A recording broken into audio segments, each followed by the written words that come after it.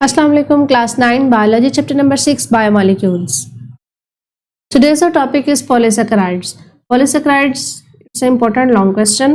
Polysaccharides क्या होते हैं आज हमें देखेंगे। ये लॉन्ग क्वेश्चन में पूछा जाता है और शॉर्ट क्वेश्चन में भी अक्सर आता है। एग्जांपल्स जो इसकी होती हैं, स्टार्च क्या होता है, ग्लाइकोजन क्या होता है, सेलुलोज, काइटिन। शॉर्ट क्वेश्चन में आपको पूछा जाता है what is chitin, what is glycogen, what is cellulose. तो अगर लॉन्ग क्वेश्चन आए तो आपको मोस्टली यही पता है, पूछा जाता है कि व्हाट आर पॉलीसैकेराइड्स। तो पॉली मीन्स मैनी, सैकेराइड्स आपने कार्बोहाइड्रेट्स के अंदर पढ़ा हुआ है। सैकेराइड्स का मतलब क्या होता है, शुगर। ठीक है, हम कार्बोहाइड्रेट्स की क्लासिफिकेशन पढ़ रहे हैं। ये क्लासेस हैं कार्बोहाइड्रेट्स की। Class of carbohydrate third class जो है वो पॉलीसैकेराइड है।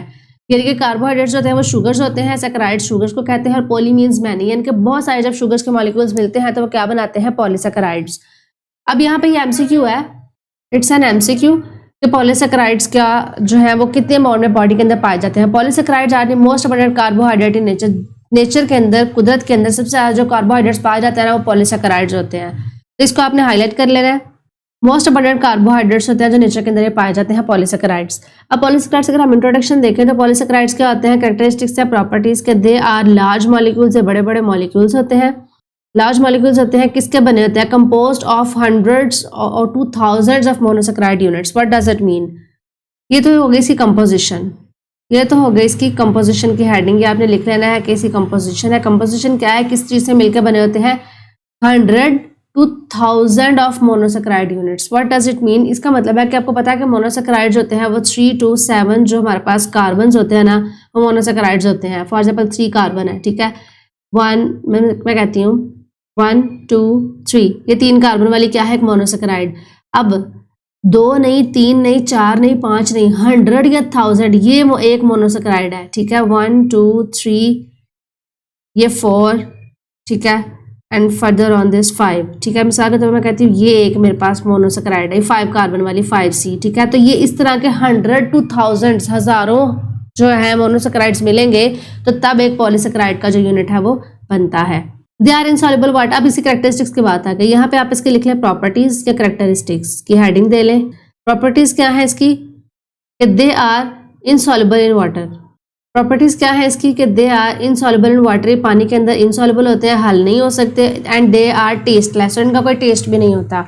पॉलीसैकेराइड्स क्या है, लार्ज मॉलिक्यूल्स है, किसके बने होते हैं, 100 से लेके थाउजेंड्स ऑफ मोनोसैकेराइड यूनिट्स के से मिलकर ये बने हुए होते हैं। और इसके अगर हम प्रॉपर्टीज की बात करें तो प्रॉपर्टीज क्या है, ये इनसॉल्युबल इन वाटर, पानी के अंदर हल नहीं होते और टेस्टलेस होते हैं, इनका कोई टेस्ट नहीं होता।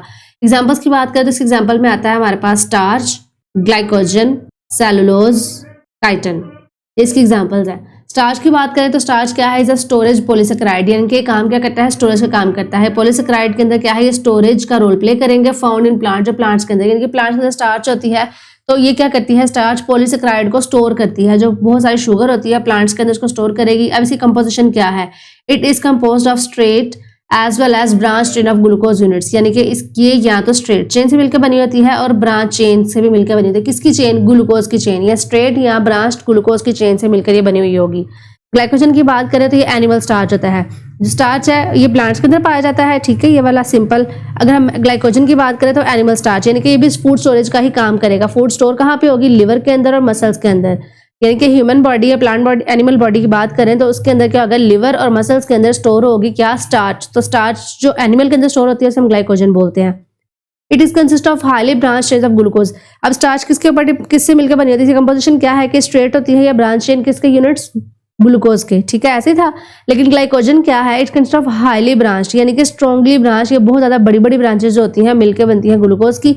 यानी कि 1-2 यूनिट्स नहीं, बहुत ज्यादा सारे यूनिट्स मिलकर क्या बनाता है, glycogen, which are broken down when energy is needed. अभी क्या होते हैं, बड़े बड़े जो मॉलिक्यूल्स है ग्लूकोज के, जब वो टूटते हैं तो क्या होते हैं, एनर्जी की जब जरूरत होती है तो इसको तोड़ लिया जाता है, यानी कि तोड़ के एनर्जी से ले ली जाती है। मिसाल के तौर पर मैं आपको कहती हूँ कि इसने बहुत सारी ग्लूकोज जो है वो चेन्स की फॉर्म में स्टोर कर ली लिवर के अंदर या मसल्स के अंदर। ठीक है, अब जब बॉडी को जरूरत होगी एनर्जी की तो उसने क्या करना है, इस ग्लूकोज के मॉलिक्यूल क्या कर देना है, तोड़ देना है, ब्रेक डाउन कर देनी है। ब्रेक डाउन करने से क्या होगा, एनर्जी रिलीज होगी। जब कभी बड़ा मॉलिक्यूल छोटे मॉलिक्यूल के अंदर कन्वर्ट होता है तो उसको टूटने से एनर्जी रिलीज होती है, ऐसे है। तो वो एनर्जी रिलीज होगी तो उससे क्या होगी, बॉडी को एनर्जी मिलेगी।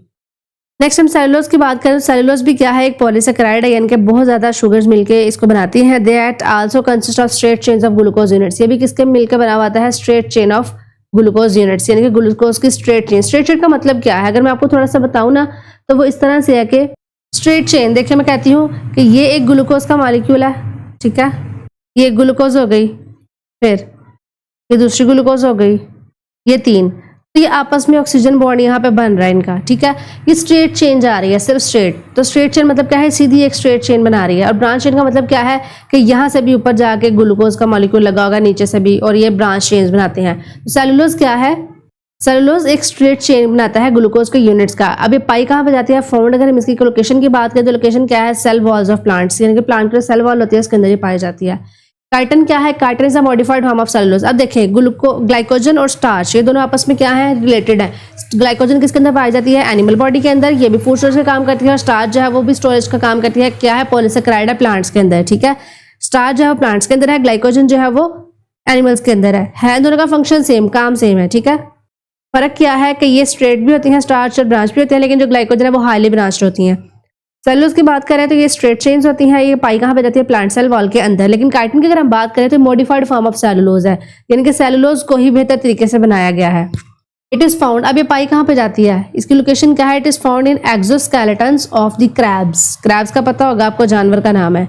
लॉबस्टर्स के अंदर और इंसेक्ट्स के अंदर, ठीक है। लॉबस्टर्स, क्रैब्स और इंसेक्ट्स के अंदर जो है वो काइटिन पाई जाती है। उनके काइटिन के किसी हिस्से में एक्सोस्केलेटन, यानी कि जो बॉडी के बाहर जो स्केलेटन होता है ना, उनका एक्सोस्केलेटन ना 2 तरह का होता है, एक होता है एक्सोस्केलेटन और एक होता है एंडोस्केलेटन। ह्यूमंस के अंदर एंडोस्केलेटन, उनका स्केलेटन जो है, यानी कि जो ढांचा है वो बॉडी के अंदर है, बाहर नहीं है। तो जिनका बाहर होता है एक्सोस्केलेटन, एक्सो मतलब exit, exoskeleton of the crabs, lobsters या फिर इंसेक्ट्स के अंदर पाया जाता है। It is also makes the cell wall of the fungi, fungi की सेल वॉल के अंदर भी जो है वो काइटिन पाया जाता है। जैसे आपने पढ़ा होगा कि सेलुलोज और काइटिन दी सेल वॉल, अगर आपने सेल वॉल का टॉपिक पढ़ा हो चैप्टर नंबर 4 के अंदर, तो सेल वॉल जो है वो फंजाई की, वो किसकी बनी होती है, आपने पढ़ा होगा काइटिन की। तो काइटिन जो है वो सेल वॉल जो होता है फंजाई के बनाता है। तो ये पॉलीसेकेराइड्स का हमारा ब्रीफली इंट्रोडक्शन है कि किस तरह से पॉलीसेकेराइड्स जो है वो बनती हैं। कंपोजिशन क्या है कि हजारों मोनोसेकेराइड्स यूनिट से मिलकर बनती हैं। ये इनसॉल्युबल वाटर होते हैं, टेस्टलेस होते हैं। इसके एग्जाम्पल में स्टार्च, ग्लाइकोजन, सेलुलोज और काइटिन है। तो इसकी एग्जाम्पल में ये देखें डायग्राम्स, ये स्टार्च की हमारे पास डायग्राम है, ग्लाइकोजन के, सेलुलोज के। देखें ये क्या है, ये स्ट्रेट भी होते हैं, ये देखिए ये स्ट्रेट जा रहा है, ये देखें पूरा स्ट्रेट यूनिट जा रहा है, स्ट्रेट भी और ब्रांच भी। ये देखें ये स्ट्रेट जाते जाते ये क्या हो गया, ब्रांच के फॉर्म में हो गया, ऐसे ही है ना, स्ट्रेट भी है और ब्रांच भी है। और ग्लाइकोजन की बात करें तो हाईली ब्रांच, यानी कि एक ये है, इससे ये ब्रांच भी निकल रही है, फिर इससे ये ब्रांच भी निकल रही है, इससे ये ब्रांच भी निकल रही है, तो ये हाईली ब्रांच है। जबकि सेलुलोज क्या है, स्ट्रेट चेन्स होते हैं ये। अब ग्लूकोज के ये देखें, ये आपको अगर मैं थोड़ा सा दिखाऊँ ना, ये हाईलाइट किया मैंने, इसको आप देखें, ये इसका ग्लूकोज है, ये जो मैंने स्ट्रक्चर ड्रा किया बिल्कुल इसी तरह का स्ट्रक्चर है। तो इस तरह से पूरी की पूरी चेन बनती है, ठीक है। तो ये इतना मुश्किल काम नहीं है, आपने जैसे इस तरह के छोटे छोटे यूनिट्स बना देना ग्लूकोज के एक लार्ज यूनिट से है वो स्ट्रेट चेन बनाता है और वो सेलुलोज की फॉर्म में एग्जिस्ट करता है। ये था हमारा आज का टॉपिक। होप सो आपको समझ आ गया होगा। अल्लाह हाफिज।